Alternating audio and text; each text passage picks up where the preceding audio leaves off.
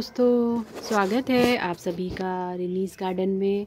आशा करती हूँ कि आप सभी लोग बहुत अच्छे से होंगे और अपना ख्याल रख रहे होंगे दोस्तों। और सुबह सुबह की शुरुआत है इन खूबसूरत ग्रीनरीज़ के साथ है। और दोस्तों, यूँ तो हमारे गार्डन में बहुत से प्लांट्स होते हैं, लेकिन कुछ प्लांट्स ऐसे होते हैं कि जो सारे साल भर हमारे साथ रहते हैं और हमारे गार्डन्स को जो है कलर्स और ग्रीनरी प्रोवाइड कराते रहते हैं। तो हमें क्या करना होता है कि साल में एक बार अपने इन प्लांट्स को खाद पानी और सब चीज़ें देनी होती हैं, जिससे कि वो बस बिना किसी दिक्कत के हमारे साथ बने हुए रहते हैं। तो ऐसे ही एक प्लांट की मैं बात कर रही हूँ, बोस्टन फर्न की बात कर रही हूँ दोस्तों। और ये बोस्टन फर्न जो है हमारे साथ अगर हम सही केयर के साथ इसको रखें तो ये साल भर हमारे साथ बना हुआ रहता है और अपनी ग्रीनरी से, अपनी खूबसूरत पत्तियों से, कुदरत की इस खूबसूरत कलाकारी से हमको मोहता रहता है। तो दोस्तों, बोस्टन फर्न जो है बेसिकली ये पहाड़ों में हमें पाया जाता है। जब हम पहाड़ों पे घूमने जाते हैं, पहाड़ी इलाकों में जाते हैं, तो वहाँ पर हमको ये जगह जगह उगे हुए दिखाई देते हैं। एक बोस्टन फर्न ही नहीं, कई तरह के फर्न्स हमको यूं ही उगे हुए दिखाई देते हैं। तो दोस्तों, ख़ास बात ये है कि जंगलों में जो है हम कोई भी केयर वहाँ पे नहीं है। मदर नेचर बस उनका ख्याल रखती है।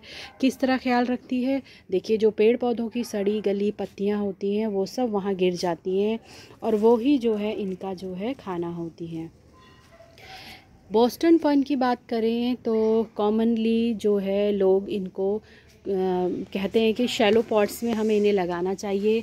हैंगिंग पॉट्स में जो है इनको लगाने से ये बहुत अच्छी तरह से खिल जाते हैं दोस्तों। लेकिन मैंने जब बोस्टन फर्न कहीं से लेके आई थी, गार्डन में लगाया था, तो मुझे इस चीज़ का बिल्कुल भी नॉलेज नहीं था और मैंने जो है इनको बड़े बड़े पॉट्स में, गहरे पॉट्स में लगा लिया है।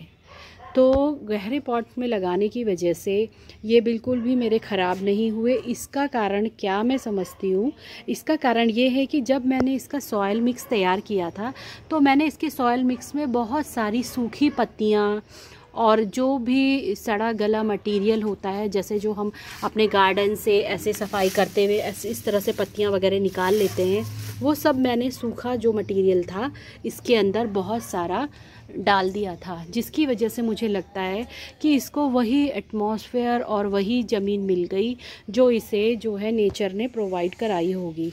तो ये जो है बिल्कुल भी ख़राब नहीं हुए। लेकिन इनकी जो जड़ें होती हैं बहुत ही शैलो होती हैं, तो इसलिए जो है ये वेस्टेज अगर कोई ना करना चाहे तो शैलो पॉट में भी इसको लगा सकता है, पर मैं तो इसको इसी में ही रखने वाली हूँ। तो दोस्तों, जब मैंने इसकी सॉयल मिक्स की बात की तो सॉयल मिक्स बनाते वक्त हम जो है इसमें कोकोपीट डाल सकते हैं। और मैंने तो कोकोपीट की जगह नारियल का जो छिलका होता है बाहर का, वो मैंने जो ऐसे बाल बाल जैसा होता है, जो मिट्टी में जो है मॉइस्चर को जो एक परफेक्ट मॉइस्चर बनाए रखता है। क्योंकि जो ये फर्न्स होते हैं इन्हें मॉइस्ट एटमॉस्फेयर, डैम एटमॉस्फेयर और ह्यूमिडिटी इन्हें बहुत पसंद है। लेकिन सॉगी सॉयल दोस्तों इनको बिल्कुल भी पसंद नहीं है। मॉइस्ट का मतलब ये नहीं होता कि हम उसकी जो सॉयल है उसको सॉगी बना दें। हमें जो है इसकी सॉइल को मॉइस्ट रखना है।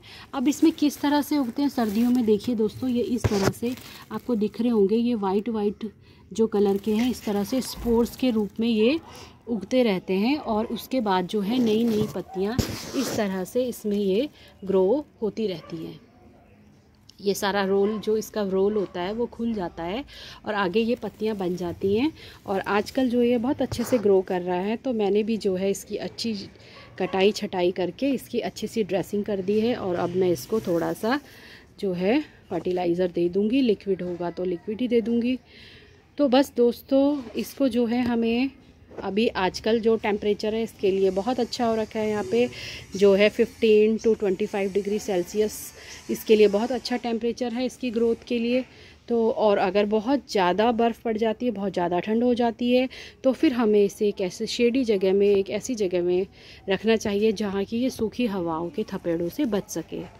बाकी दोस्तों, गर्मियों में हम इसे बहुत सारे पौधों के बीच में रख करके हम इसको बचा सकते हैं, क्योंकि बहुत ज़्यादा गर्मी, क्योंकि ये पहाड़ों का पौधा है, बहुत ज़्यादा गर्मी बर्दाश्त नहीं कर पाता।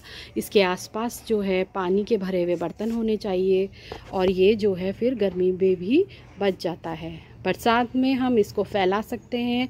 इसको जो है रूट से रूट डिवीज़न मेथड से, जैसे ये रूट है इसकी रूट्स को हम फैला करके अलग अलग जगह पे लगा सकते हैं। तो बस ये एक इसकी केयर थी दोस्तों।